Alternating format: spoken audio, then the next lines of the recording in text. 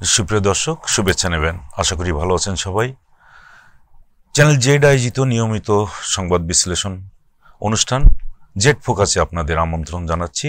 আমি আমিরুল ইসলাম কাগজি। আজকেও আমাদের অনুষ্ঠানে যথারীতি একজন অতিথি আছেন, সিনিয়র সাংবাদিক সুলতান মাহমুদ। সুলতান মাহমুদ, আপনাকে স্বাগত চ্যানেল জেড এর পক্ষে। আপনি নিশ্চয়ই জানেন ইতিমধ্যেই ভারত বেশ কিছু আমাদের বেশিরভাগ যে পণ্য সেখানে রপ্তানি হতো স্থলপথে, সেটা এখন নিষিদ্ধ ঘোষণা করা হয়েছে ভারতের পক্ষ থেকে। তো এইটার পরিপ্রেক্ষিতে বাংলাদেশের এই রপ্তানি, বিশেষ করে ভারতে যে রপ্তানিগুলো হচ্ছে, তার উপরে কি ধরনের প্রভাব পড়তে পারে বলে আপনার মনে হয়? ধন্যবাদ।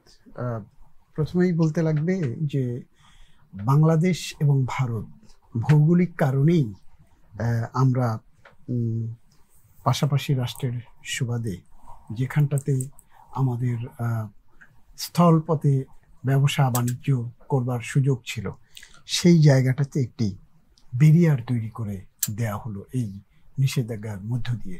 এবং নিষেধাজ্ঞাটি যেটি আপনি বলছিলেন, সেটি কিন্তু সুনির্দিষ্ট কয়েকটি পণ্যের ব্যাপারে তারা আমদানি করতে পারবে, তাদের দেশে রপ্তানি করা যাবে বা তাদের যারা ব্যবসায়ী তারা আমদানি করতে পারবে, কিন্তু সেটি স্থল বন্দর দিয়ে নয়।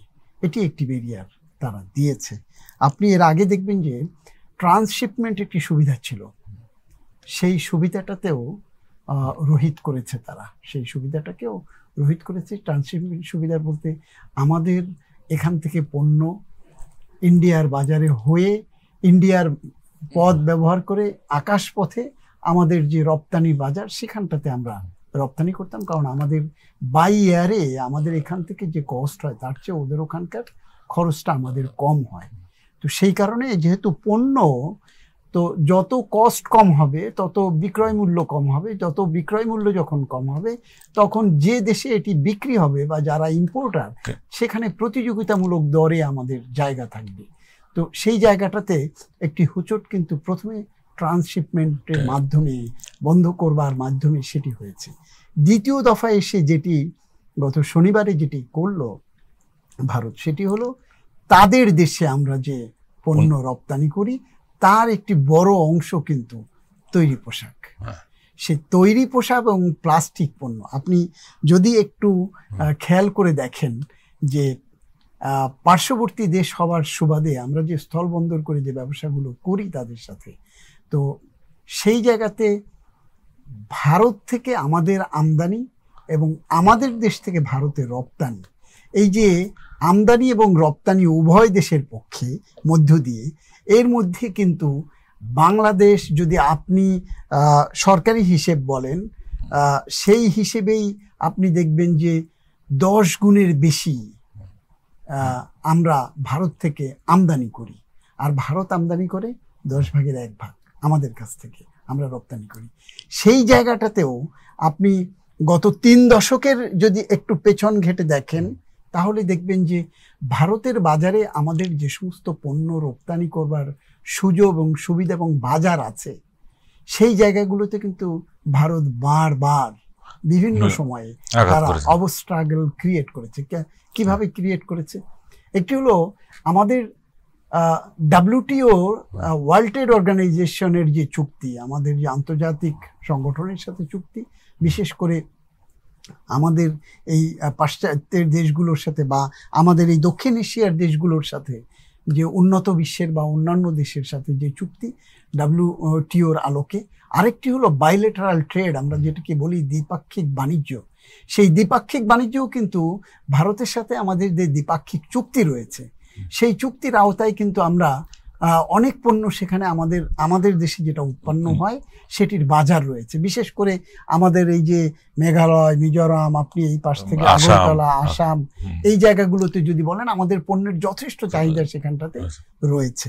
তো সেটি কিন্তু আমরা মিট আপ করতাম, স্থল বন্দর থেকেই আমাদের রপ্তানিটা হতো। কিন্তু সেই জায়গায় যখন আঘাত করলো, আপনি দেখেন ব্যবসা কিন্তু উভয় পক্ষের।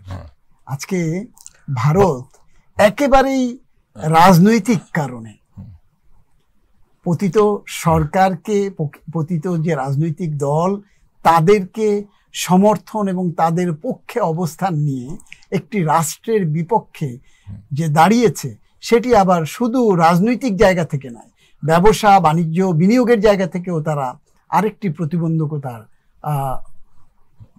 তৈরি করলো। তো সেক্ষেত্রে একের পর এক, এবং যেটিকে বলা হচ্ছিল সরকারের পক্ষ থেকে যে যখন আপনার আমরা যেটি ট্রান্সশিপমেন্টের বিষয়টিতে যখন আসলো, তখন থেকে কিন্তু একটি কূটনৈতিক তৎপরতা উভয় দেশের মধ্যে চলছিল, যেখানে পরিবর্তিত প্রেক্ষাপটে বিশ্ব বাজারে যে পরিস্থিতি, তাতে বাংলাদেশের কিন্তু ইন্ডিয়ার বাজারে এই তৈরি পোশাকের শূন্য শুল্ক সুবিধা আছে।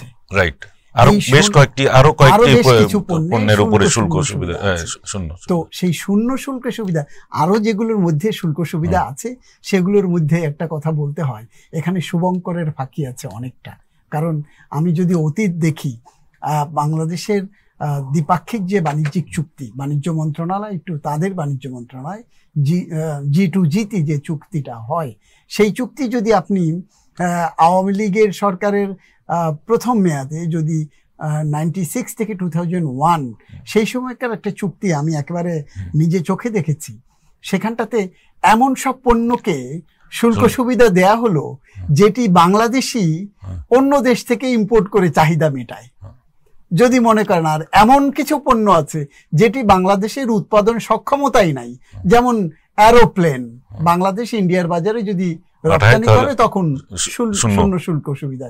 তো এগুলো ছিল তখন বাণিজ্য মন্ত্রণালয়কে নিয়ন্ত্রণ করত আরেকটি সংগঠন, বিশেষ করে ট্রেডের ক্ষেত্রে, ইন্ডিয়ার ক্ষেত্রে সেটি একটি বড় চেম্বার, পতিতদশা চেম্বার বা এলিটদের একটি চেম্বার।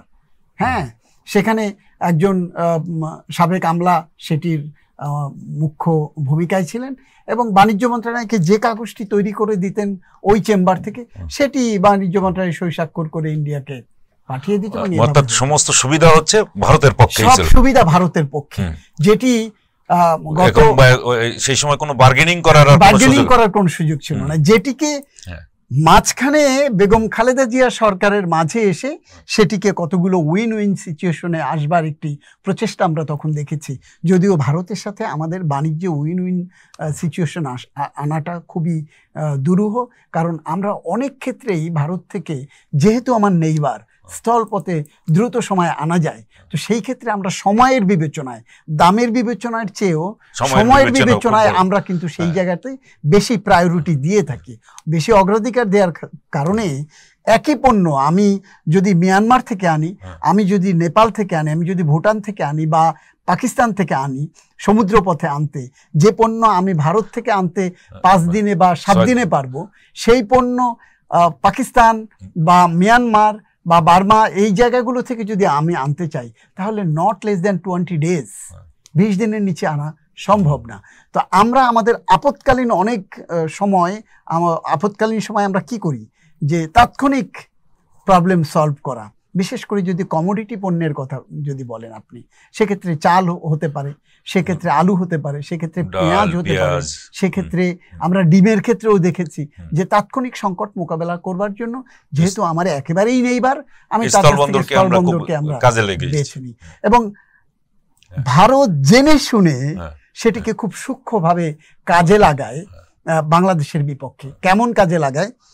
একটা হচ্ছে, যখনই আপনি খেয়াল করবেন যে যখন পেঁয়াজের দাম বাংলাদেশের বাজারে 200 টাকা কেজি হয়ে গেল, তখন ভারত প্রথমে কি করলো, বাজার যখন তেতে উঠতে শুরু করলো বাংলাদেশের প্রোডাকশন যখন শর্টফল জেনে তো যায় যে এদেশের ডিমান্ড এত এবং শর্টফল এত, তো সেই যখন দেখলো, তখন ওদের যেখানে $450 ওদের রেট ছিল, এক্সপোর্ট মানে দর বেঁধে দেওয়া ছিল, সেটি $950 করে ফেললো, মানে দ্বিগুণেরও বেশি করে ফেললো। এটি এক ধরনের বাধা বাংলাদেশকে, এইরকম অসংখ্য বাধা। একটা আমি বলছিলাম যে ট্যারিফ ব্যারিয়ার, আরেকটি হলো নন ট্যারিফ ব্যারিয়ার। আপনি নিশ্চয়ই খেয়াল করে দেখবেন যে আমাদের একটি ব্যাটারি কোম্পানি, যেটিকে রহিম আফরোজের ব্যাটারি, আপনি দেখবেন যে একটা সময় ভারতের বাজারে আমাদের রহিম আফরোজের ব্যাপক চাহিদা ছিল। তো সেটি যখন এখান থেকে এক্সপোর্ট হচ্ছিল, তখন আর কোনোভাবে যখন আটকাতে না পারলো, তখন অ্যান্টি ডাম্পিং অ্যাক্টে আওতায় ওরা একটি নন ট্যারিফ ব্যারিয়ার তৈরি করে ফেললো। কি তৈরি করে ফেললো? তখন ভারতের যিনি ইম্পোর্টার বাংলাদেশ থেকে, রহিম আফরোজের ব্যাটারি যখন যে ইম্পোর্টার, তাকে নানান মামলা মোকদ্দমায় দিয়ে দিল, এবং তার মধ্যে ওই যে অ্যান্টি ডাম্পিং অ্যাক্ট, যেটা পরীক্ষা নিরীক্ষার নামে, হ্যাঁ না পরীক্ষা নিরীক্ষার নামেও না, যে এটি একটি ডাম্পিং স্টেশন হয়ে যাবে, এটি ভালো জিনিস না, এটি যিনি আনছেন। কিন্তু পরীক্ষার আগে কি এটা পরীক্ষা নিরীক্ষা বা যাচাই বাছাই করার আগে কি এটা দেওয়া সম্ভব? আগে হ্যাঁ, তারা বলে দিল যে কি জন্য তারা এটা বলবে? তাহলে তাদের বাজারে তো রীতিমতো রহিম আফরোজের ব্যাটারি রীতিমতো চলছে এবং সেই একই ভাবেই যাচ্ছে। এখন তারা যে মুহূর্তে এটার বাধা দিবে, তাহলে তারা পরীক্ষা নিরীক্ষা ছাড়া কিভাবে এটা? ওই যে অ্যান্টি ডাম্পিং অ্যাক্ট আমি আপনাকে বললাম, যে একটা হলো অ্যান্টি ডাম্পিং অ্যাক্টের আওতায় তারা এটি করলো, এবং নন ট্যারিফ ব্যারিয়ার যেটাকে বলা হয়, তখন ওই ব্যবসায়ীকে যদি রুখে দেওয়া যায়, কেন এটি করলো? আপনাকে একটু ভেতরে যেতে লাগবে। তাদের ওখানে অসংখ্য কোম্পানি আছে যারা এরকম ব্যাটারি তৈরি করতো, ওই সময়কার কথা বলছি আপনাকে। তো তাদের ব্যাটারির তুলনায় আমাদের এই রহিম আফরোজের ব্যাটারির মান অনেক ভালো ছিল। তো ওদের কোম্পানিগুলো দেখলো যে তাহলে ভারত থেকে বাজার এসে এখানে সয়লাভ হয়ে যাচ্ছে বাংলাদেশি পণ্যে, বাংলাদেশি ব্যাটারিতে, তাহলে তো আমাদের ব্যবসা পথে বসবে। তো তখন ওখানকার ব্যবসায়ীরা একাট্টা হয়ে গেলেন, একাট্টা হয়ে ওই অ্যান্টি ডাম্পিং অ্যাক্ট এবং নন ট্যারিফ ব্যারিয়ারটা তারা দিল, যে কারণে বাংলাদেশের এই আমি একটা এক্সাম্পল আপনাকে দিলাম, যে কারণে না, এটার আরো আরেকটা এক্সাম্পল আপনার কিন্তু আছে, যেটা আমরা ট্রান্সশিপমেন্ট করতাম, যে তৈরি পোশাক যেটা দিল্লির এয়ারপোর্টকে ব্যবহার করা হতো, সেইখানেও তো ব্যারিয়ার দেওয়া হয়েছিল অনেক। যখন খুব কম মূল্যে, যেটা একটু আগে বললেন যে কম মূল্যে আমরা বিক্রি করলে পরে এই তৈরি পোশাকগুলো বিভিন্ন বাজারে যখন যেত, সেখানে ভোক্তাদের কিনতে সুবিধা, ওই সময় কিন্তু দিল্লি এয়ারপোর্টেই আবার এক ধরনের বাধা তৈরি করা আমি সেটাই আপনাকে বলছিলাম, যে একটা হলো ট্যারিফ ব্যারিয়ার, যেটা আমাকে একটু আগে আলুর ক্ষেত্রে, আপনাকে পেঁয়াজের ক্ষেত্রে যেটা বললাম, যে ট্যারিফ বাড়িয়ে দিল ওদের, বাড়িয়ে দিলে তখন বাংলাদেশের মার্কেট কম্পিটিটিভ হয়ে গেল, আরও হয়ে গেল।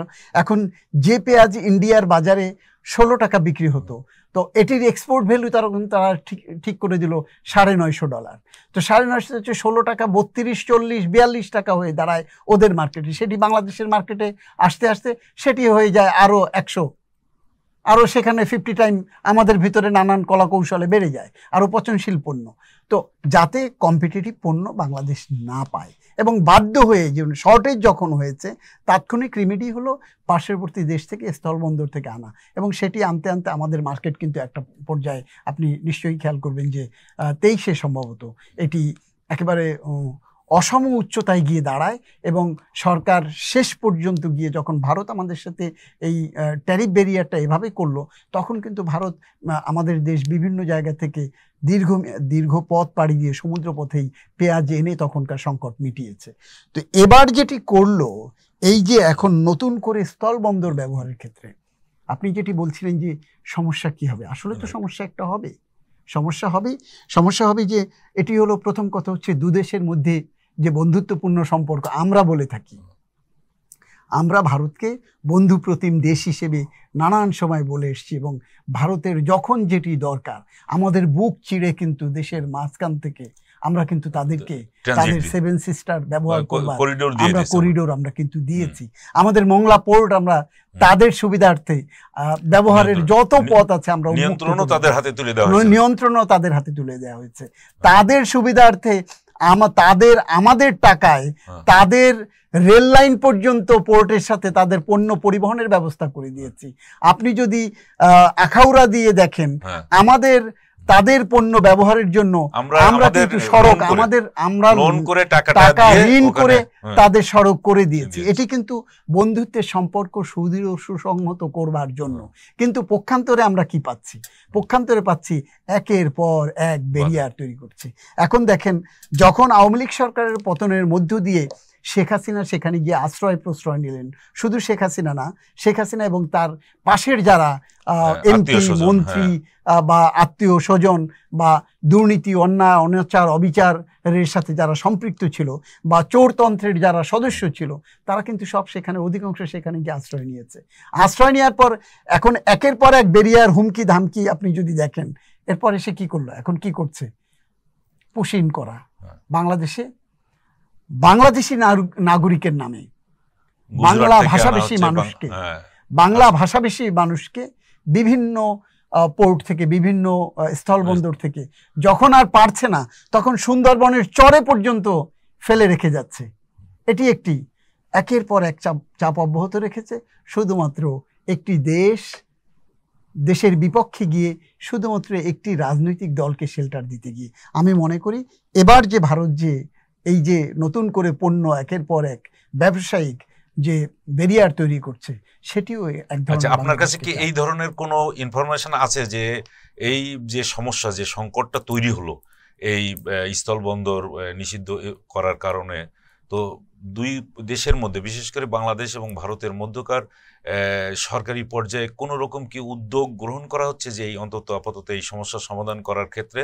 একেবারে ঠিক বলেছেন আপনি, আপনার প্রশ্নটা একেবারে যুক্তিযুক্ত এবং সময় উপযোগী। সেটির কারণটা হলো যে যখনই কোনো এ ধরনের সমস্যা তৈরি হয়, আমরা অতীতে দেখেছি যে অর্থনৈতিক কূটনীতি একটি ব্যাপার আছে, বাণিজ্যিক কূটনীতি একটি ব্যাপার আছে।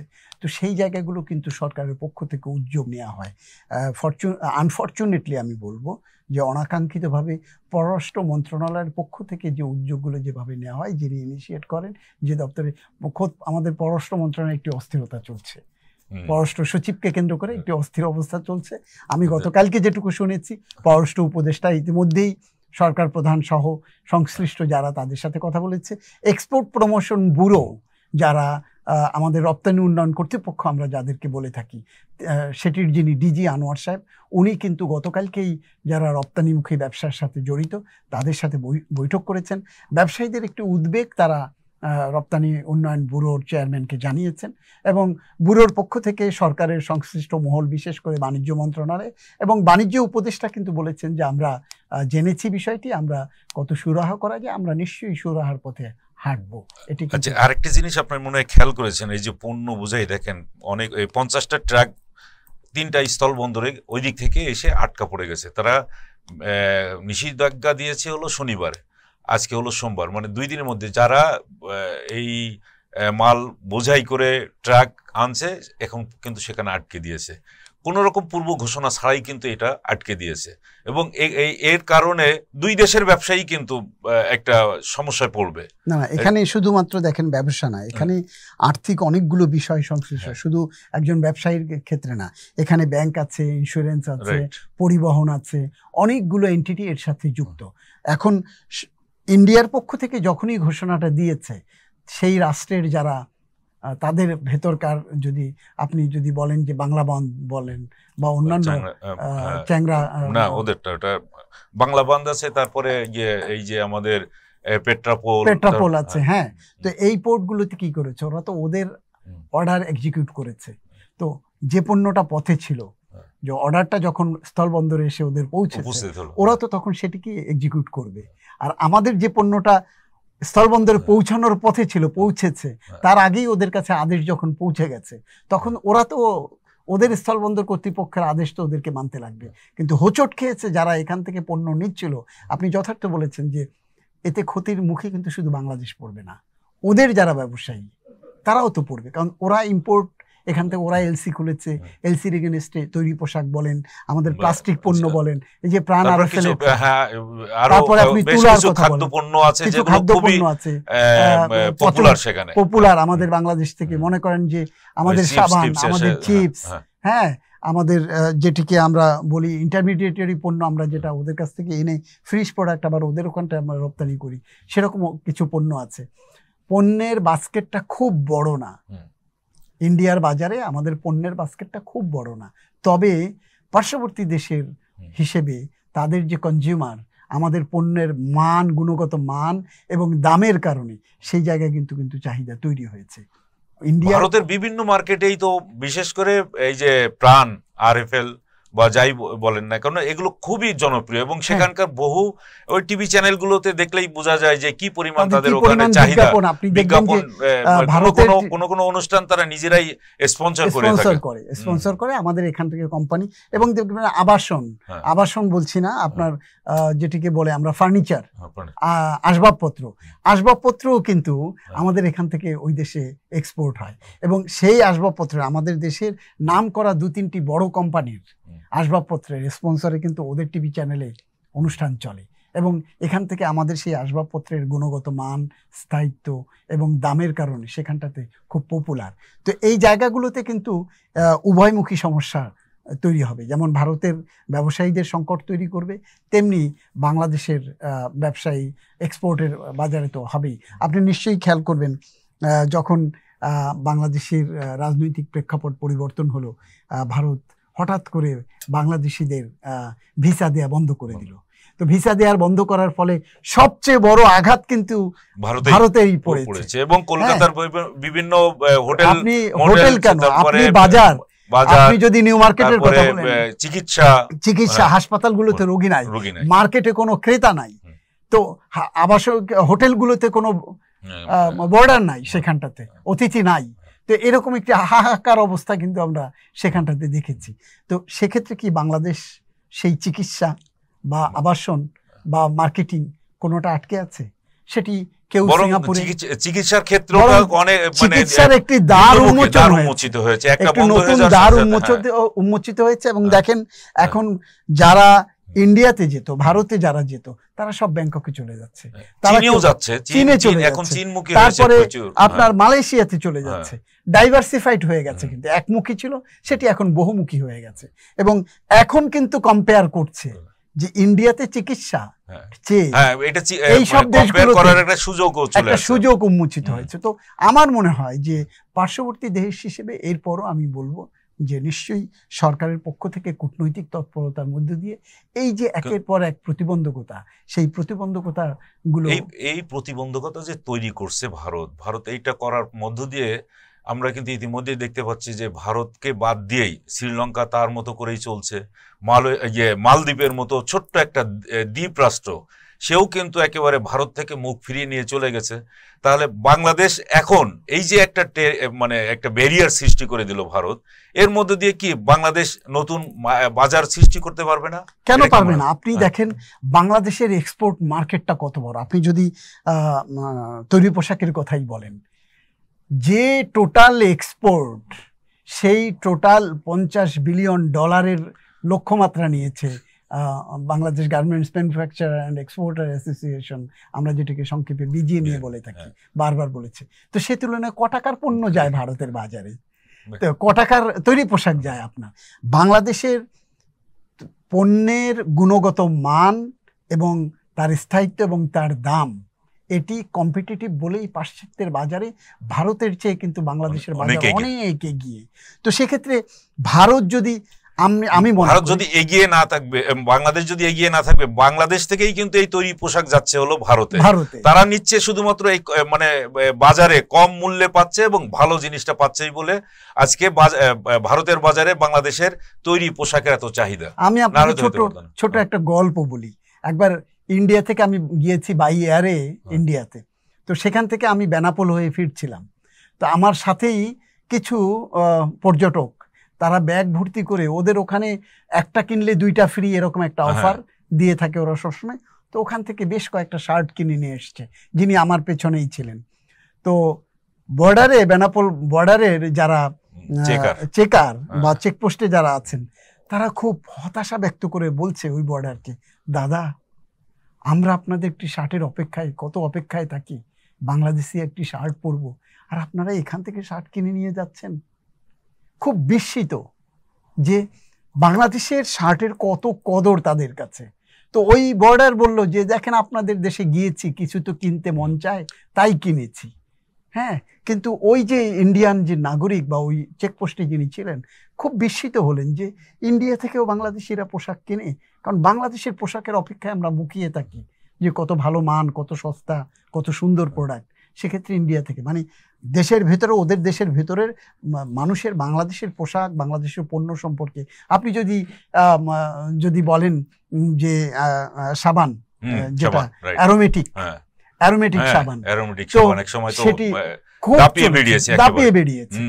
আমরা স্থলবন্দরের যে সুবিধা, সেটির কারণে কিন্তু আমরা যেটিকে বলি যে বেসরকারি হিসাব এবং সরকারি হিসাব, তার একটি বড় কারণ আমাদের অনেক পণ্য কিন্তু চোরাচালান হয়ে যায়। হ্যাঁ, এবারও তাই হবে। সেভেন সিস্টার চোরাচালানকে এই ঘটনার মধ্য দিয়ে কিন্তু চোরাচালান আরো উৎসাহিত হবে, চোরাচালানটা উৎসাহিত হবে।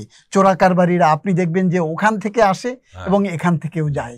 এবং এই যে আমি বলছিলাম যে সরকারি হিসাবে যদি 10 টাকা আমাদের এক্সপোর্ট বা বাণিজ্য ঘাটতি থেকে থাকে, বেসরকারি হিসেবে সেই ঘাটতি কিন্তু 100 টাকা। হ্যাঁ, তো এটির মধ্য দিয়ে বাংলাদেশের পণ্য আটকে যাবে না, কিন্তু ফর্মাল চ্যানেলে যে ট্রেড, ফর্মাল চ্যানেলে ট্রেডটা হয়তো একটু কমে যাবে, কিন্তু ইনফর্মাল চ্যানেল সেটি কিন্তু ত্বরান্বিত হবে। তার কারণ হলো যে বাংলাদেশের সব পণ্য এখনো পর্যন্ত ভারতের বাজারে কম দামে তারা পাচ্ছে এবং সুবিধাজনক অবস্থায়, গুণগত মান সব দিক থেকেই তারা উন্নত এগিয়ে রয়েছে বলেই বাংলাদেশের চিন্তিত হওয়ার কোনো আমি মনে করি না। তবে সরকারি পর্যায়ে আমি মনে করি এটিকে কোনো কিছুই পার্শ্ববর্তী দেশ হিসেবে আমরা সবার সাথে বন্ধুত্বের সম্পর্ক নিয়ে এগিয়ে যেতে চাই। আমরা উন্নত সমৃদ্ধ একটি দেশের তালিকায় আমরা নিজেদেরকে সম্পৃক্ত করতে চাই। সেই জন্য বাণিজ্যের ক্ষেত্রে, কূটনৈতিক সম্পর্কের ক্ষেত্রে আমরা কারো কাছে শত্রু ভাবাপন্ন মন নিয়ে আমরা বসে থাকতে চাই না। তো আমি বলবো যে সরকারের পক্ষ থেকে যে উদ্যোগগুলোর কথা এখনই বলা হয়েছে, আমি মনে করি সেগুলো উদ্যোগের মধ্যে সীমাবদ্ধ না থেকে সেটিকে কার্যকর এবং একেবারে সময় উপযোগী যেন সেই সিদ্ধান্তগুলো নেয়। ধন্যবাদ সুলতান মাহমুদ, আপনাকে অসংখ্য ধন্যবাদ যে চমৎকার আপনি আলোচনা করলেন এই বিষয়টি নিয়ে। তো সুপ্রিয় দর্শক, আপনারা এতক্ষণ আমাদের সঙ্গে থাকলেন এবং আমাদের অতিথির মুখ থেকে সমস্ত কথা শুনলেন এবং বাংলাদেশের সম্ভাবনার কথাটাও শুনলেন। বাংলাদেশ আরো এগিয়ে যাবে এই প্রত্যাশা রাখছি এবং আজকের মতো আলোচনা এখানেই শেষ করছি।